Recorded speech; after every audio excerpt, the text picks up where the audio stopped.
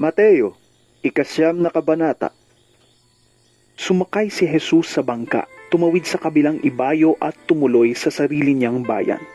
Pagdating doon, dinala sa kanya ng ilang tao ang isang paralitikong nakaratay sa higaan. Nang makita ni Jesus ang kanilang pananampalataya, sinabi niya sa paralitiko, Anak, lakasan mo ang iyong loob. Pinapatawad ka na sa iyong mga kasalanan. May ilang tagapagturo ng kautusan na naroon at sinabi nila sa kanilang sarili, Nilalapastangan niya ang Diyos! alam ni Jesus ang kanilang iniisip, kaya't sinabi niya, Bakit kayo nag-iisip ng ganyan? Ano ba ang mas madali? Ang sabihing, pinapatawad na ang iyong mga kasalanan? O ang sabihing, tumayo ka at lumakad? Ngunit upang malaman ninyo, na ang anak ng tao ay may kapangyarihang magpatawad ng mga kasalanan dito sa lupa. Sinabi niya sa paralitiko, Tumayo ka, buhatin mo ang iyong higaan, at umuwi ka na. Tumayo nga ang lalaki at umuwi. Nang makita ito ng mga tao, sila'y natakot at nagpuri sa Diyos na nagbigay ng ganitong kapangyarihan sa mga tao.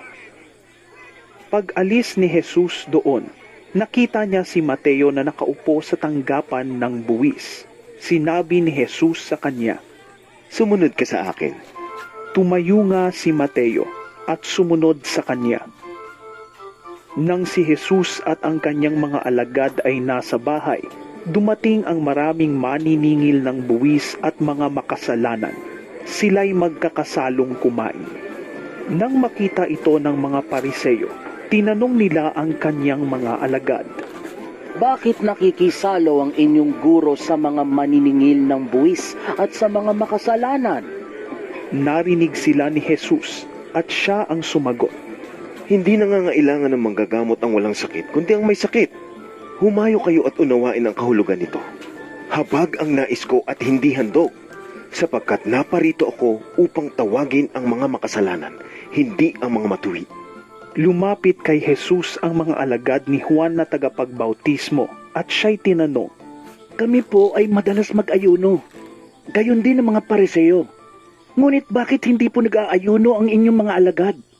Sumagot siya, Dapat bang malungkot ang mga panauhin sa kasalan habang kasama pa nila ang lalaking ikinasal? Kapag wala na ito, saka pa lamang sila mag-aayuno. Walang nagtatagpi ng bagong tela sa isang lumang kasuotan. Sapagkat kapag umurong ang bagong tela, mababatak nito ang tinagpian at lalong lalaki ang punit. Wala ring nagsasali ng bagong alak sa lumang sisidlang balat. Kapag ganoon ang ginawa, puputok ang balat, matatapon ang alak at mawawasak ang sisidlan. Sa halip, isinasalin ang bagong alak sa bagong sisidlang balat. At sa gayon, kapwa ito nagtatagal. Habang sinasabi ni Jesus ang mga bagay na ito, may dumating namang isang pinuno ng mga Hudyo. Lumuhod ito sa harap niya at nakiusap. Kamamatay po lamang ng aking anak na babae. Sumama po kayo sa akin at ipatong ninyo ang inyong kamay sa kanya at siya ay mabubuhay. Tumayo si Jesus at sumama sa kanya, gayon din ang kanyang mga alagad.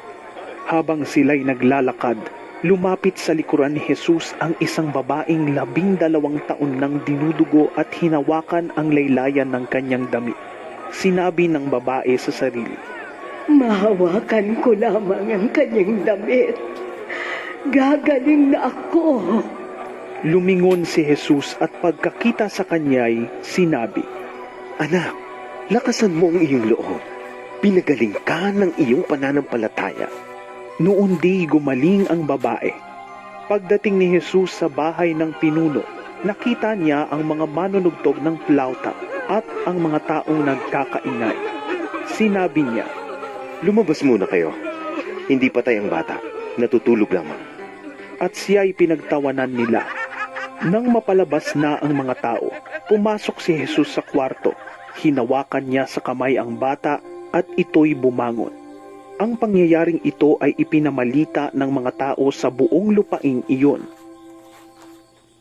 Pag-alis ni Jesus doon, sinundan siya ng 2 lalaking bulag.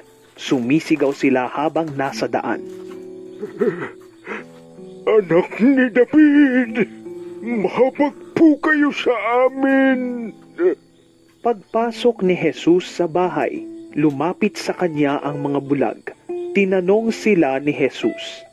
Naniniwala ba kayo na mapapagaling ko kayo? Opo, Panginoon. Sagot nila. Hinipo niya ang kanilang mga mata at sinabi. Mangyari ang ayon sa inyong pananampalataya. At nakakita nga sila. Mahigpit na ipinagbilin sa kanila ni Jesus na huwag sasabihin iyon kanino man. Ngunit nang sila'y makaalis, ipinamalita nila sa buong lupaing iyon ang ginawa sa kanila ni Jesus.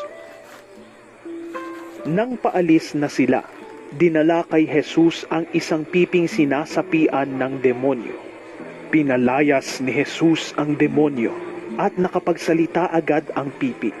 Namangha ang mga tao at nasabi nila, Kailanman ay wala pang nakitang katulad nito sa Israel. Subalit sinabi naman ng mga Pariseyo, Nakapagpapalayas siya ng mga demonyo sa pamamagitan ng kapangyarihan ng pinuno ng mga demonyo. Nilibot ni Jesus ang lahat ng mga bayan at nayon doon. Nagtuturo siya sa kanilang mga sinagoga at ipinapangaral ang magandang balita tungkol sa paghahari ng Diyos. Pinagaling din niya ang lahat ng uri ng sakit at karamdaman. Nang makita niya ang napakaraming tao, nahabag siya sa kanila sapagkat sila'y litong-lito at hindi alam ang gagawin, parang mga tupang walang pastol. Kaya't sinabi niya sa kanyang mga alagad, Napakaraming aanihin, ngunit kakaunti ang mag-aani. Idalangin ninyo sa may-ari ng aanihin na magpadala ng mga mag-aani